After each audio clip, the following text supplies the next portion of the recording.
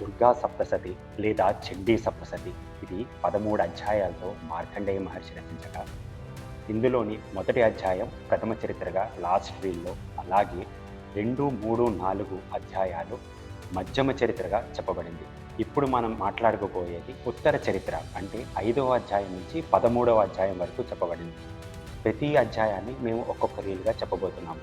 ఈరోజు 5వ అధ్యాయంలో ఏ విధంగా మార్కండేయ మహర్షి ద్వారా చెప్పబడిందో తెలుసుకుందాము. మధ్యమ చరిత్రలో మహిషాసురుని మర్దినిగా మహిషాసురుని సంహరించిన తర్వాత కొన్ని వేల సంవత్సరాల తర్వాత మళ్ళీ 2 రాక్షసులు జన్మించారు. వారి పేర్లే శుంభ, నిశుంభ. ఈ 2 రాక్షసులు కూడా దేవతలను ఓడించి స్వర్గలోకాన్ని ఆక్రమించి ముల్లోకాలను పాలిస్తున్న రోజులు. దేవతలందరూ కూడా కంగారు పడి మహిషాసుర మర్దిని అమ్మవారు ఇచ్చిన అభయం గుర్తుకొస్తుంది. ఆపదల వేళ నన్ను తలుచుకున్న నేను ప్రత్యక్షమవుతాను అన్న వరంతో దేవతలందరూ కూడా కలిసి హిమవత్ పర్వతానికి వెళ్ళి దేవిని అపరాజితాస్తుతి మరియు తాంత్రోక్త దేవీ సూక్తం యాదేవీ సర్వభూతేషు శక్తి రూపేణ సంసిత నమస్తస్యే నమస్తస్యే నమస్తస్యే నమో నమః అంటూ ప్రార్థించగా, అదే సమయంలో గంగా నదిలో స్నానానికి వచ్చిన పార్వతీదేవి ఆ దేవతల యొక్క ప్రార్థన విని మీరు ఎవరి గురించి ప్రార్థిస్తున్నారు అని అడగగా, అదే క్షణంలో పార్వతీదేవి శరీరం నుంచి కృష్ణవర్ణంలో కాళికాదేవి ప్రత్యక్షమవుతారు.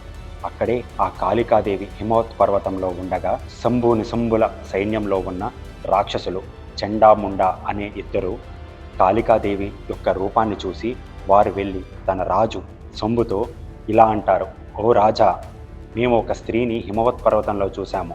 ఆమె స్త్రీలలో ఒక రత్నం. మేము అలాంటి రూపం ఎప్పుడూ చూడలేదు. మీకు ఎన్ని ఐశ్వర్యాలు, ఏనుగులు, గుర్రాలు, ముల్లోకాలు ఉన్నా సరే ఆ శక్తి ముందర అన్నీ కూడా తక్కువే. మీరు ఎలాగైనా ఆమెను దక్కించుకోవాలని సూచన చేస్తారు. శంభుని శంభుల 2 కూడా చండముండలు చెప్పిన విషయమంతా ఆశ్చర్యంగా వింటారు. ఆమెను, ఆ శక్తిని ఎలాగైనా దక్కించుకోవాలనే ఆశతో సుగ్రీవుడు అనే రాక్షసుని దూతగా పంపిస్తారు. కాళీమాత హిమత్ పర్వతమైన ఉండగా ఈ దూత కాళీమాతను చేరుకుంటారు. కాళీమాత దర్శనం చేసుకుని వినయంతో నమస్కరించి, శంభుడు అనే పేరుగల సార్వభౌముడు మిమ్మల్ని పొందాలని నిర్ణయించుకున్నారు. కావున మీరు మా రాజు యొక్క భార్యగా ఉండాలని తెలపగా, అమ్మవారు చిరునవ్వు నవ్వి, నువ్వు చెప్పింది నిజమే. శంభుడు పరాక్రమశాలి, కానీ నాకు ఒక ప్రతిజ్ఞ ఉంది.